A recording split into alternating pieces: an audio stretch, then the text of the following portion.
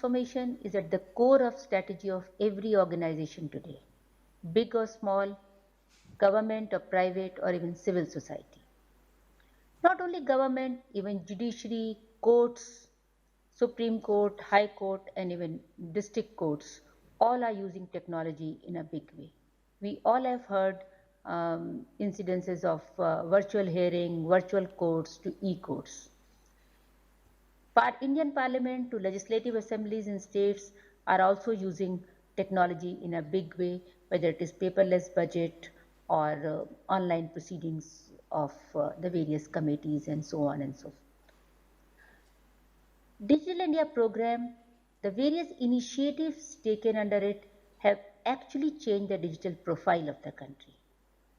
With 700 million broadband connections have really connected people across length and breadth of the country. Coupled with 700 million smartphone users have really made mobile penetration connecting Indians all over the country. With fiber optic going to 600,000 villages, we will now move from smart cities to smart villages or digital villages soon. Digital India narrative is actually full of innovation. Innovation is at the core of Digital India. Right from unique identity to every Indian Aadhaar, which is being talked about all across the world. Many countries have got inspiration from this whole concept.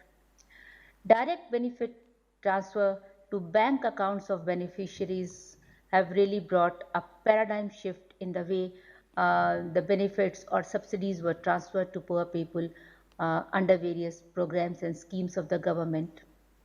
Digital payments and UPI are innovations that even most developed nations are trying to adopt.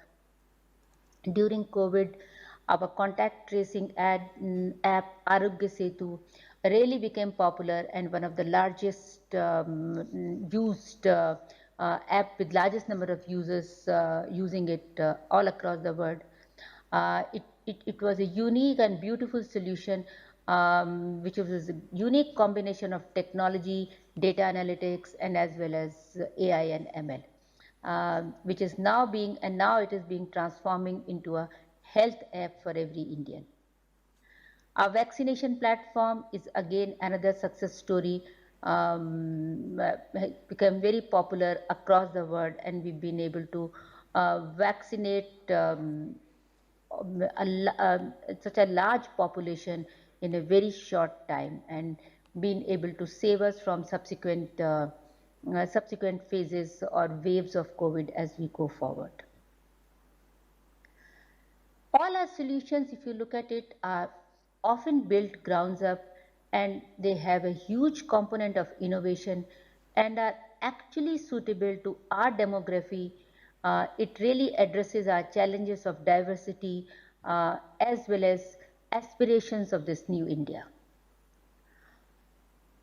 During COVID and post-COVID, we have also seen that how the digital adoption of these technologies has really transformed across people of different walks of life, coming from different socioeconomic backgrounds. We have seen children in primary schools taking their classes online, students in higher education and youngsters who are employed using this online platforms or virtual platforms to upskill themselves or obtain new degrees and new courses. Doctors have started doing consultations online, which was very rare prior to COVID. Video conferencing, work from home, e-commerce, e-transport.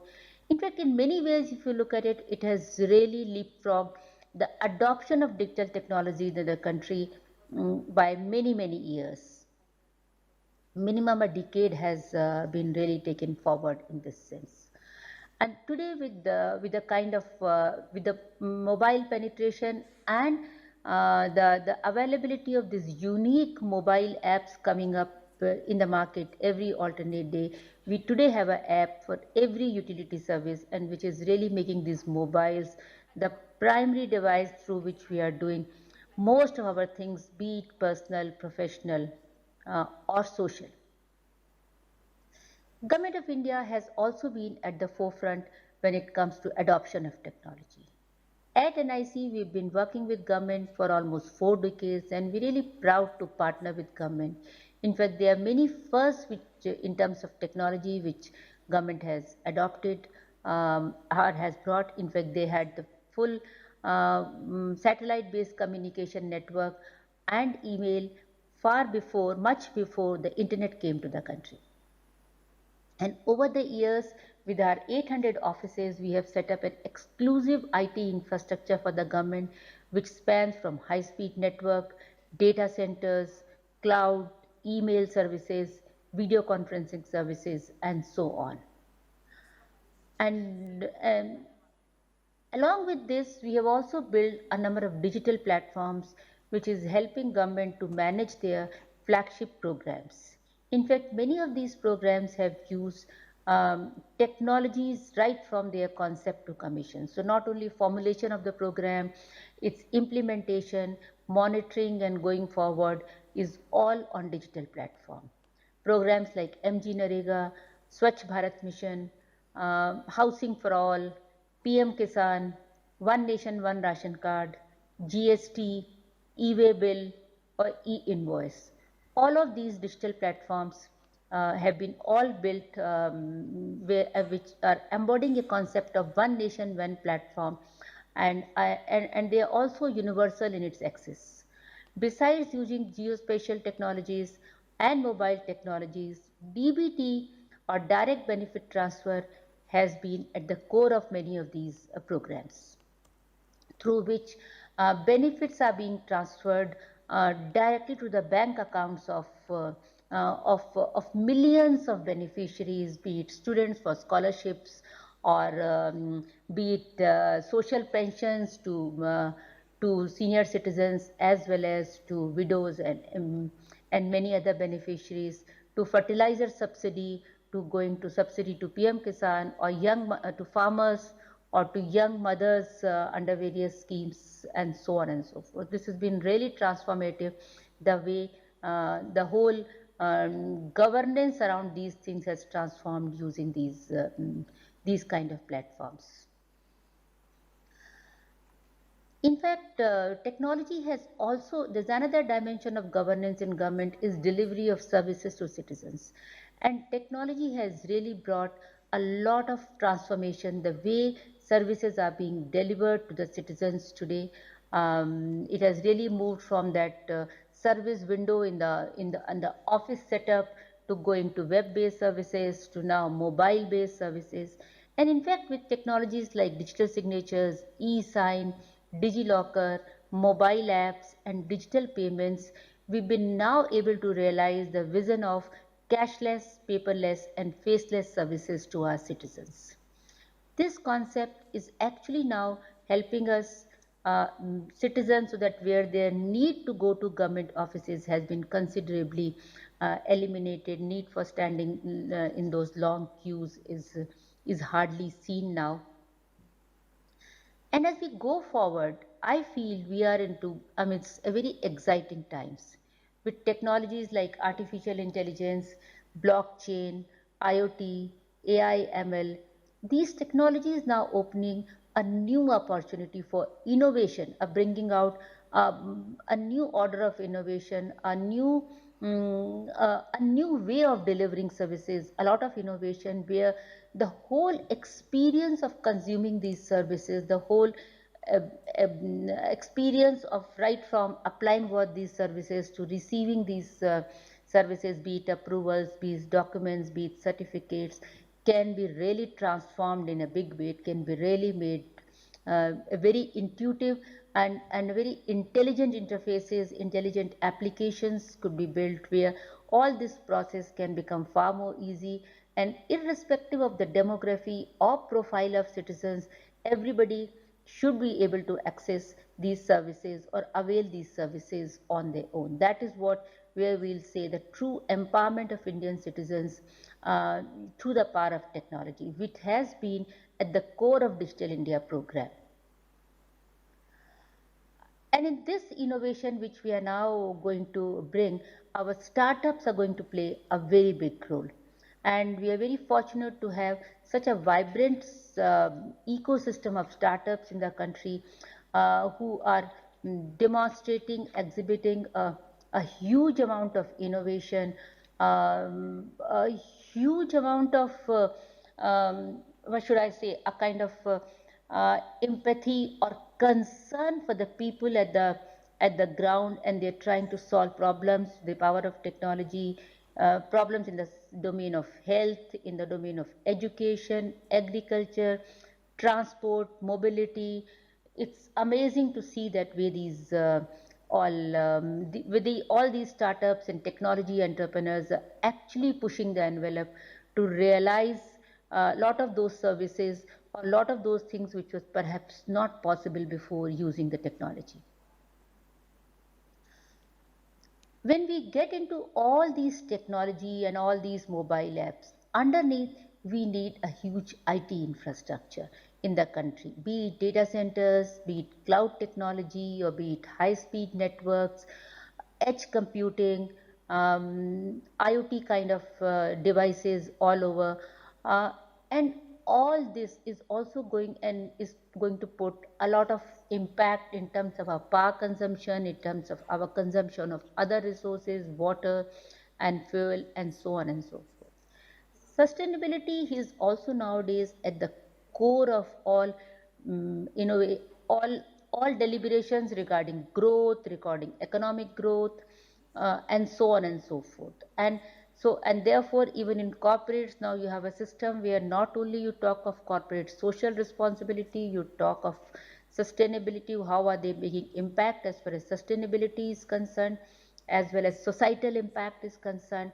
So all this is also going to be important, and it is really good to see that lot of initiatives are being taken, wherein if we really make our strategy or our policies right, we can build our infrastructure, we can bring state of art infrastructure, but with the kind of objective which is sustainable, which is while achieving the goals of carbon neutrality, green economy, or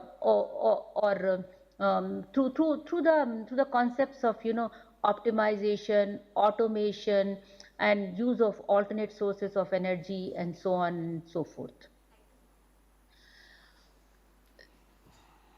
So, lastly, I like to say, I mean, while we need to really focus on innovation, and we are already witnessing it, we need to really focus on sustainability, because we really need to need to be aligned with the goals which is needed for us to be really achieving carbon neutrality and sustainability in various domains. But one thing which is also needed for us to really moving towards digital nation is, we still have 400 to 500 million people to be brought online, to be empowered to use to be empowered, or to be enabled to use, to empower themselves with the power of technology. These are the people who will presently have a challenge of language, challenge of literacy, challenge of technology savviness, challenges of affordability. So our next deliberation have to also focus on these aspects. And to my mind, language technology is going to play a very big role. We really need to move, and though there is a lot of developments we see in terms of these Alexa and Siri, so while there's a lot of development in few languages, but we have 22 languages, and we need to bring solution for each of these languages. We really need to reach a stage where this language becomes seamless. You will be able to communicate or access information irrespective of the fact whether you can speak a language, or you can write a language, or you speak X language, or you speak Y language. And I think that is where also we need to focus, we need to bring a lot of innovation. I believe technology to a great extent is available, but we really need to work much more to make it happen, particularly when it is focused to our languages and our context, when it is kind of concerned. And and as far as affordability is concerned, I think we have a very Prime Minister has launched a very big program called Atmanirbhar Bharat, and lot of initiatives are happening. And recently we had this lot of initiatives and announcements around semiconductors and silicon and manufacturing in India, of electronics in India. And I think with those kind of focus, we'll be able to get these electronic devices, particularly mobile phones, at the cost where it really becomes affordable for these people who are, so to say, at the bottom of the pyramid, to be able to really afford, because smartphone is something which has to be core of all these things. So they should be able to afford, and I am sure with these initiatives of Atmanirbhar Bharat, we will soon be able to come to that point. So what I would really like to conclude with is that innovation and sustainability would be the key determinants for India to really become a digital nation in an inclusive manner, and we all should work towards that. Thank you. And I also take this opportunity to thank the organizers for inviting me and giving me this opportunity to share my thoughts with you. Enjoy your call.